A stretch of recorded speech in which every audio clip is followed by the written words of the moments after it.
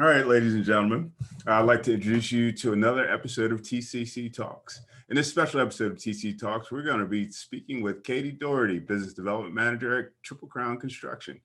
Welcome, Katie. Thank you. Good afternoon. Good afternoon. Hey, so tell our audience a little bit about yourself before we get started. Well, I started in the hospitality industry way long ago. I don't like to date it, but it was in the 80s. Yeah, I know. Don't tell anyone. Actually, was born and raised in Washington, D.C. and grew up. I'm the 12th of 13 children. Wow, 13 kids. My goodness. And you said you were the 12th of 13? And I'm the 12th. I had 9 older brothers and 3 sisters. Okay, I see what you had to contend with there. So you're in the construction, and you told me, you said you were in the hospitality industry since, whenever. Now you're in the construction industry. Tell me about that. What's that transition about? Well, what's been, I don't know, there's been so many adjectives describing 2020 and COVID, and every person, I would say almost in the entire United States, has had some sort of effect. Unfortunately, so many have had really sad, terrible stories that they've had to go through. Yeah. I personally was in the hotel industry until April 2020, when the company I worked for had to close 3 of its 6 hotels because there was not enough business. So that was the first time they've ever had to close a hotel. And this was happening all over the country. By June of 2020, 7 out of 10 hoteliers in the United States of America had lost their job. So while I was in really good company, it was still pretty devastating for someone who's been working since the 80s, never out of a job. Yeah. So long story short, I tried to stay in the industry, and I did everything I could to see other businesses that support the hospitality industry. So I was very fortunate when somebody reached out to me and told me about Triple Crown Construction. Now, I knew about the company, and I knew about its reputation, and I knew they did major hotel renovation projects, but the role was business development. And this third-party person that came to me to talk to me about it, he and I have been colleagues and coworkers for over 15 years. He said, Katie, you might not think this is your wheelhouse. He said, it's actually perfect for you. So he went on to, we brainstormed about it, and I said, well, I've been in this industry for more than 3 decades, and I know people all over, primarily the East Coast, certainly the United States. And I have great working relationships with ownership groups, with management companies, and general managers. Sure. So that's the long and short of it. I was fortunate enough that Chris Rapp brought me in as business development in September. Awesome. Sounds like you are a good fit. Sounds like you're a great fit. Cool. So tell us a little bit about, what you're doing, as business development manager at Triple Crown. Well, the way I see my role is I am the conduit to ensure that all the management companies, hotel ownership groups, and general managers know that we're a fabulous resource when it comes time for their major renovations. Sure. For those of you who may not know, all hotels go in cycles. So you could have a Marriott branded hotel that isn't due for a major renovation for 15 years. Well, we know for a fact that's going to be in 2023. So my role as business development is to ensure that I am speaking to the right people, the right decision makers, and sharing all the information we have so that when it comes time for them to make decisions on who is going to be doing their business, I'm top of mind. I am Triple Crown at this point. So what I mean. Very cool. So what would you say the most important qualities of someone in your role? What would they be? I think one of the most important is to ensure that you understand what a partner relationship is. Yes, there are many ways to communicate, and communication is pivotal and essential, and you cannot succeed without it. But you also have to understand how you're going to build those relationships. Personally, with my own experience, I'm very fortunate because I have served on quite a lot of board of directors, specifically right now, the Maryland Hotel Lodging Association. Okay. It's the only association in the state that represents hotels exclusively. Um, so that alone, I have relationships with most of the hoteliers in the state of Maryland. Hmm. And you have relationships with the hoteliers, but then you find out, okay, who are they owned by? Who are they managed by? Who are the decision makers? And by working those, and I don't even want to say work because honestly, it's a lot of fun. A lot of these people I consider my friends. Cool. I have tons of fabulous relationships, and I believe it's because hospitality to me is the best industry, to be in because people are hospitable. So it's a natural fit to be able to go to them to say, look, guys, I spent 30 years running construction jobs outside. I was a general manager, I was a regional manager, I was an area general manager. So I know what it takes to get the job done from beginning to end and what is expected of contractors. So that is very helpful to ensure that my clients understand, yeah, she actually knows both sides of this. Mm. And that gives more comfort and more confidence. Wow. Wow. You make it sound like you're like more really a resource. Your goal is to be a resource to people. Is that Yes, what I'm understanding? absolutely. Absolutely. And the other thing too is, we talk about partner grade, we have that trademarked. If you look at if our Abound presentation, if you look at our website, but we actually live partner grade. What we believe in, we are a true partner. And that doesn't mean when things all go right. Mm. It's when things go wrong and when timing isn't what any of us want it to be. Mm-hmm. When we talk about timing, COVID has devastated the hotel industry more than almost any industry in the United States of America. That's not debatable. Mm-hmm.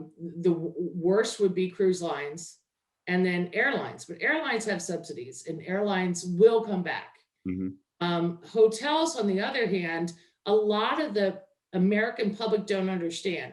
Hotels are owned and operated separately. If you own a Marriott, that's a franchise hotel, meaning that owner pays to have the name Marriott. Mm-hmm.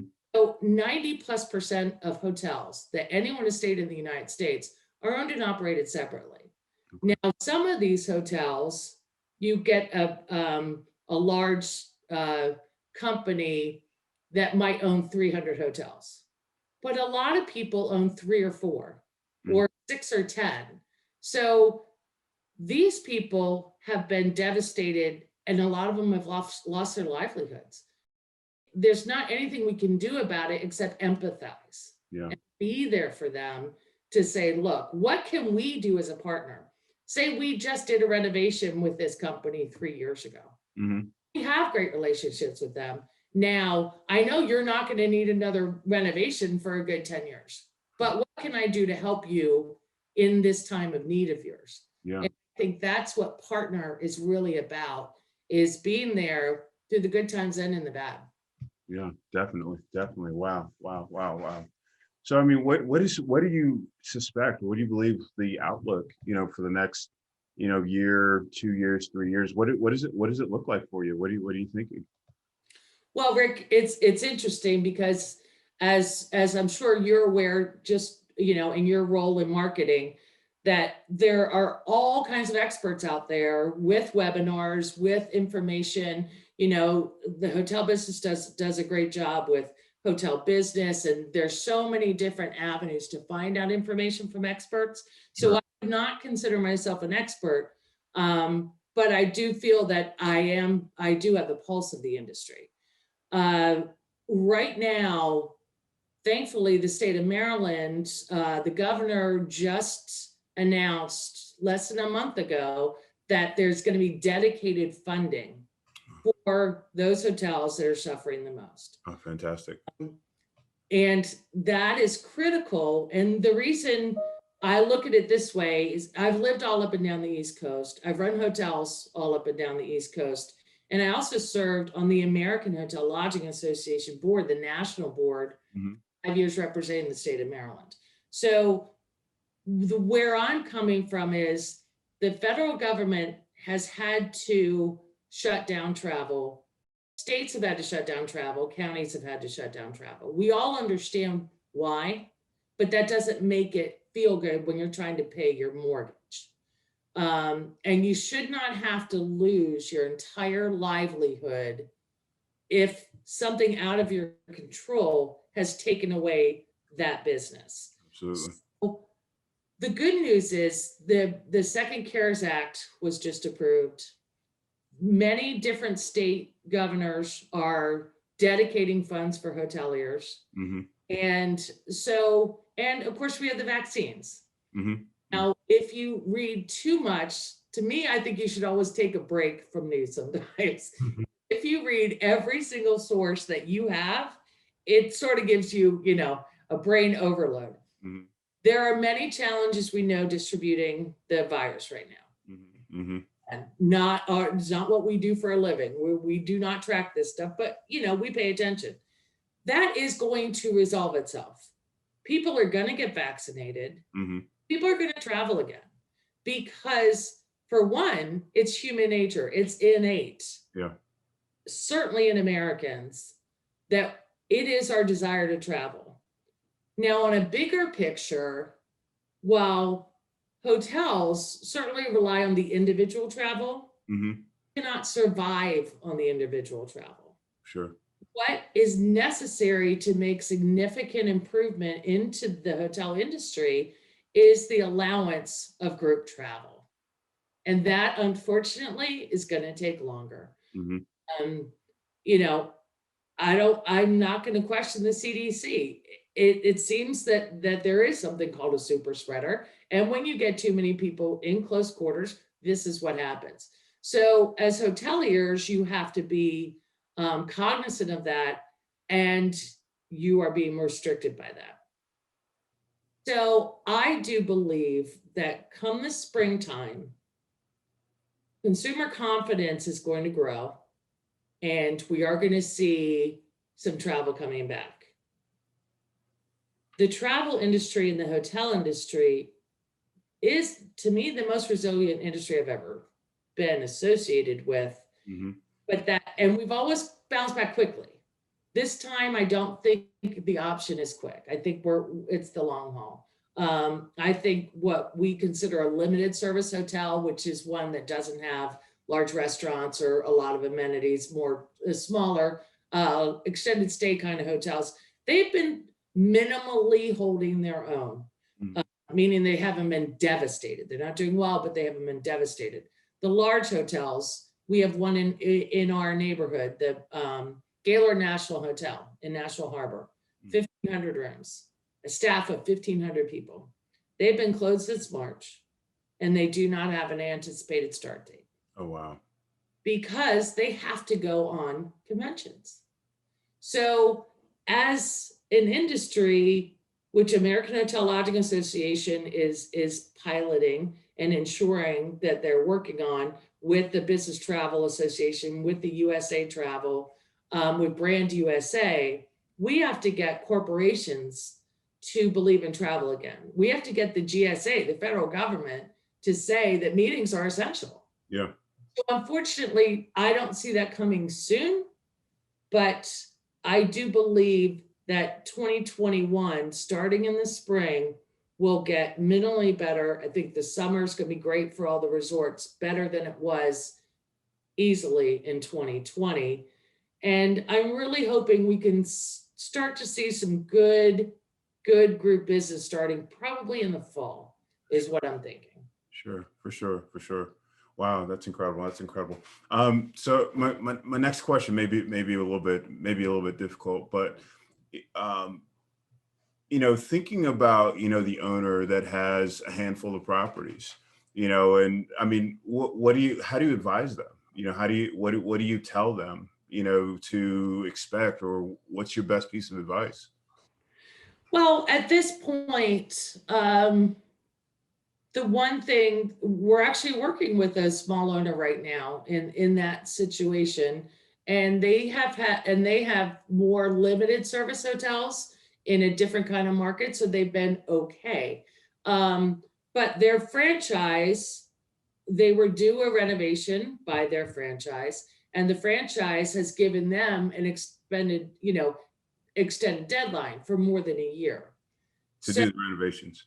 right. Uh-huh. Because they understand as well that what do we want? Do we want to have people closing their doors, or do we want to keep them as a further customer? This gentleman is actually just trying to get data to say, do you think it will cost? Can you do the scope of work for us starting in the winter of 2021? But he's trying to stay ahead of the game already, ready to do that. Then you have large conglomerates. There's one company who has taken over 100 different IHG branded hotels. They also took over 100 Marriott branded hotels from different companies, and they just purchased another huge company. So some companies are growing exponentially because they have the reserves. So there's going to be all kinds of conversions going on, large companies absorbing small ones, and small ones fighting for their lives. For sure. So the small ones fighting for their lives, if they do have a capital reserve to fix up their hotel, what we're encouraging is when the business comes back, don't you want to be the first one the customer chooses because your product is fresh and nice and clean because you just renovated it? For sure. Do you want to be in a position that you're ahead of the competition when it comes to your product? So, but again, that's if you're viable, and if you're not viable, we're there to help in any other way we can. And, just with advice and helping, if we can help with the PPP information, with the CARES Act information, your county government, because most of the state, everything that's coming through the state is going through counties, and that's specific for Maryland, but a lot of the states in the country are doing the same thing. Washington, D.C., I'm a part of an organization where the head of that entire grant program is a good friend of mine and a source for me. So what I try to do is marry the right people with the right information. Because again, to me, that's being a partner. Does that help Triple Crown Construction today get a job today? Probably not. Will that help when that ownership says, you know what, they were here with me in the good times and they were here with me when things were terrible. I'm going to make sure that, Triple Crown Construction is top of mind when I go to do my next project. Excellent. So it's about relationships. It's about being able to be a resource for people. Right. Outstanding. One last question for you, your personal opinion. So, we've been in this, 9 months, really going on a year, or 10 months going on a year at this point. How much longer do you think it'll be before the industry turns around? Your personal opinion on this? Yeah, this is completely opinion. And I think we have to quantify what turnaround means. I think getting back to levels of 2019, where the hotel industry was booming, I think you've got a long way to go for that. I think to get back to some semblance of normalcy is probably going to be fall of 2021. And that again depends on your full service hotel portfolio. And the full service hotels are going to be the ones that come back the slowest. Could we see a typical hotel year if group business comes back? I would say 2022. Okay. Awesome. Katie, thank you so much. This has been educational for me, I'm sure for our audience as well. And thank you everyone for taking another listen and a watch to TCC Talks, and be on the lookout for our next episode. Take care. Thanks, Rick. All right.